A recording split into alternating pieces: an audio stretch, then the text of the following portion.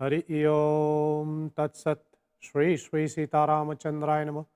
श्री रामदूताय नमः। श्री गुरुचरण कमलेभ्यो नमः। श्रावण मास के उपलक्ष्य में प्रसारित इस विशेष कार्यक्रम में हिंदू महासभा की ओर से आप सबों का अभिवादन।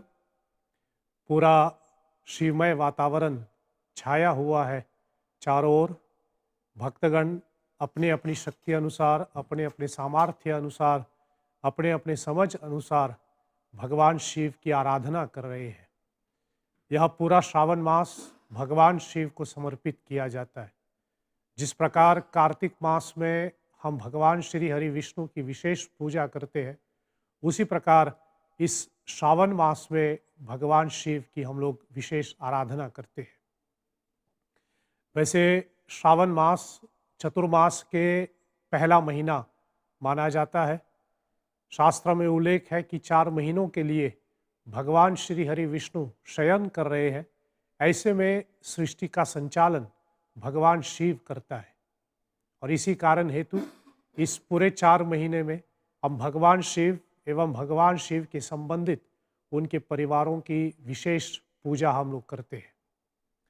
दर्शकगण, जहाँ एक और भगवान शिव की विशेष पूजा में रुद्राभिषेक किया जाता है, भगवान शिव को जलाभिषेक से संपन्न किया जाता है, दूधाभिषेक से संपन्न किया जाता है, वहीं पर इस श्रावण मास को रामचरितमानस मास भी कहते हैं। कारण कि इसी श्रावण मास में भगवान शंकर ने पार्वती माता को अमर कथा सुनाई और उसी अमर कथा को हम राम कथा भी मानते हैं। सो इस कारण हेतु श्रावण मास को रामचरितमानस मास कहा गया। और दूसरा कारण यह है कि इसी श्रावण मास में रामचरितमानस की रचना करने वाले परम पूज्यपाद बाबा गोस्वामी तुलसीदास जी की हम लोग जन्म जयंती मनाते हैं। किसी भी संत महात्मा की जन्म जयंती मनाएं और उसके लिए ज़रूरी है कि हम उस महात्मा का, उस संत के दिए हुए शिक्षाओं पे हम लोग अमल करें। वैसे परम पूज्यपाद गोस्वामी तुलसीदास जी ने बहुत से ऐसे ग्रंथ प्रकट किए, परंतु जो विशेष तुलसीदास जी की बने हुए हैं वह रामचरितमानस। गोस्वामी तुलसीदास जी स्वयं कहते हैं कि लिखने वाला तो मैं हूँ, लेकिन रामचरितमानस की रचना करने वाला स्वयं महादेव है। रचि महेश निज मानस राखा, इसकी रचना तो स्वयं भगवान शिव ने किया। सो इसी कारण से इस श्रावण मास में हम रुद्राभिषेक के साथ साथ रामचरितमानस का मास पारायण करते हैं। हम सभी जानते हैं भगवान शिव के आराध्य, भगवान शिव के इष्ट देव तो श्री रामचंद्र जी हैं। नित्य राम नाम जपने वाला महादेव जब रुद्राभिषेक के द्वारा हम इनकी पूजा करते हैं तो वो प्रसन्न होता ही है।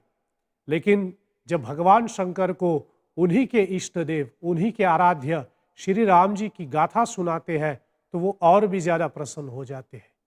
इसलिए भक्तों को चाहिए कि इस श्रावण मास में रामचरितमानस का मास पारायण करें और रुद्राभिषेक करें।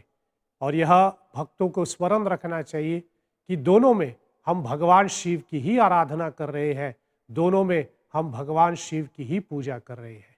हिंदू महासभा की ओर से आप सबों को श्रावण मास की बधाई।